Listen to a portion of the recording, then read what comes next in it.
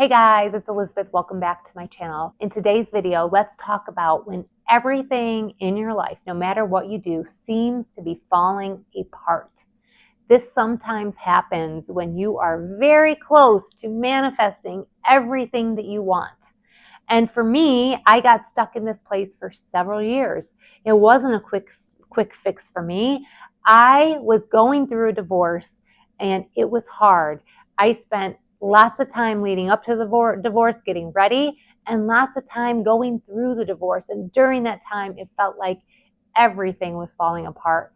Everything was sinking. I went into manifesting with so much importance. I was just living in that discontent of marriage where we were fighting all the time, and I was seeing it was impacting my kids, my well-being, my ability to do my job at my work, all of the different things in my life. And I was just struggling so much and trying every single different manifestation technique until I got to that point where I was visualizing to the point where I got bored with it, and I knew it was imminent, and I knew that the universe had my back, and that some way, somehow, things were going to work out for me.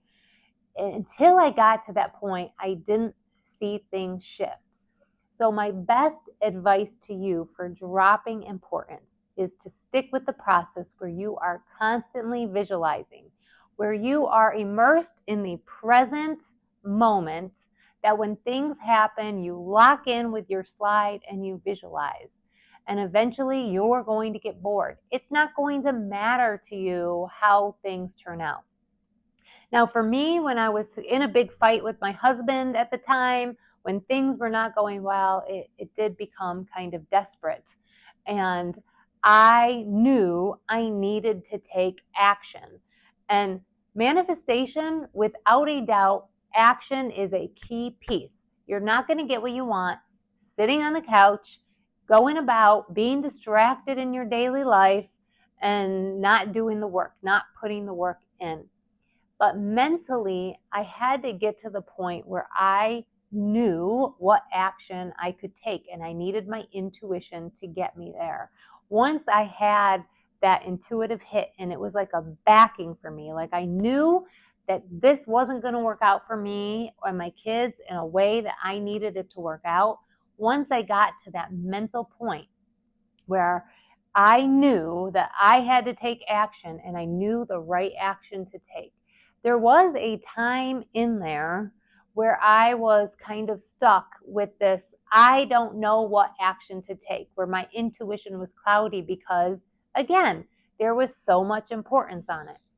And I sat with the suck. And sometimes you need to sit with the suck and just kind of go through the motions in order to get there.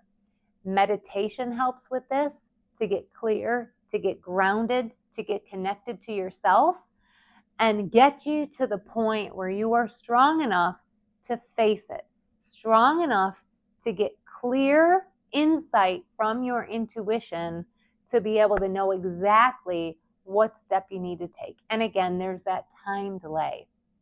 The changes that are happening inside of you don't show up in that reflected reality right away. It takes a little bit of time for things to sync up, and being okay with it. And so knowing, for me, and I'm just using the divorce example, was understanding and knowing that eventually I am going to get out. I could kind of intuitively feel like this isn't all there is for me. There is another life out there for me that is better and more peaceful and more fulfilling. And I'm going to get there. And I'm okay with where I'm at now, because I know without a doubt that things are going to change. Doors are going to open up. And taking that a step further, going through the divorce was not a piece of cake. It seemed like every day there was some difficulty. There was some turn or twist that made things so difficult, from the fear of my kids being taken away from me, from the court battles, from the time the court system did not move fast. My ex was highly resistant to getting divorced. And so it was a contested divorce. There weren't any negotiations. It was all work. And I felt like I was pushing and pushing and pushing. And that is a terrible place to be. And there was so much high importance. I think back now, had I just breathed through it, got rid of that importance, how much easier would it have been? But that wasn't the case. And eventually things worked out. Things moved. Things got me to the position where I'm today, where I'm happily divorced, happily remarried, and in a wonderful relationship. So sometimes it feels like your entire world is falling apart. And you need to sit with the suck. You need to go through it, and having a strong support network, but knowing that you're going to come out the other side. And even Vadim Zeland talks about it in his book, Reality Transurfing, about how sometimes everything has to fall apart to rebuild the new, to make space for all of the new. And that's exactly what I experienced. And it's not comfortable going through that. It's not easy going through it, but sometimes it's necessary. So if you are in that place, and sometimes this is referred to as the dark night of the soul, it's okay to be there. You're not going to be there forever. And when you don't allow yourself to get sunken by the weight of all of that turmoil, of all of those issues, then it makes way for so much easier of a time. So the way to do this is grabbing on to all of the little things that are going right, going well for you. It's like pointing your attention to the sun that came out for you that day, or the rainbow that showed up. It's the gratitude practice. I'm so grateful for the kids I have, for the food on the table, just the little things that you can grasp onto in any given moment to see, putting on those rose-colored glasses to just say thank you, universe, for providing this little reprieve in this really shitty situation. And I'm going to grasp onto that, hold on to that, and be okay, because the universe has this way of wanting all of us to succeed. It wants the best for all of us. We're all connected in this grand universe, energetic reality, and we all are supported. And so when you know that and things are kind of sucky, but you rely on that faith, you are going to have a much easier time kind of scooting through it, and without getting sunken down. I won't lie, there were moments and times during what I was going through where I didn't know if I was going to make it to the other side. I was having a horrible time with my son. He hated me. He was so mad at me for going through the divorce, and he was hearing things from my ex, and he was little. He was, I think, 8 or 9, and he didn't understand what I was going through. And it wasn't his job to understand, but he could see it through his perspective that his life was changing, that things weren't easy, and that his dad was hurting. And to some extent, I was hurting too. And that's a lot for a little one. And so I understand from his perspective how difficult that was. And I did everything I could to support him.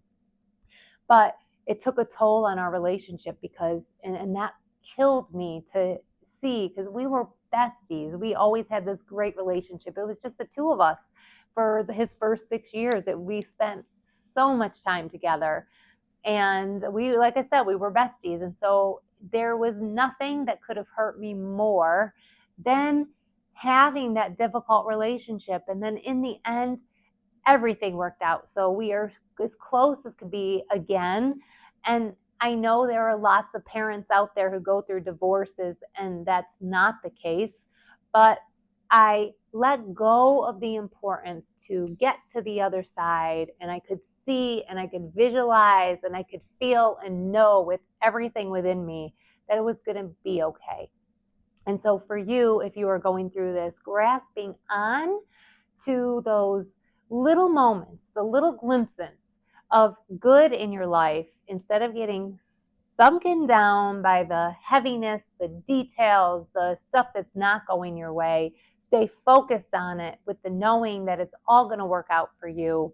And that when the bad things are happening, and I'll say bad in air quotes because nothing is really bad, it's what you wouldn't prefer, flipping the switch of how you want that to be, visualizing that, and allowing, as Tufti the priestess in Vadine Zeland's book says, switching to that different film role. You can't change what is happening from the current film role. You are here, but through visualization and being present and grasping, okay, this is not what I prefer. What does it look like with what I prefer? And I say it here because that's like the plate, like the spot of energy where you're gathering that energy and tuning in and tapping in to what you prefer, allows you to switch to a different film role to align more with the lifeline, the life track of what you want. Instead of fighting what is happening, instead of pushing up against what is happening, you can't change it from there. You have to go back and change it from moving forward into that different screen. So I hope this resonated with you. And if you haven't caught my video on this powerful perspective shift to help you with your manifestations, I think you should check it out. I hope you guys are doing well, and I'll catch you next time.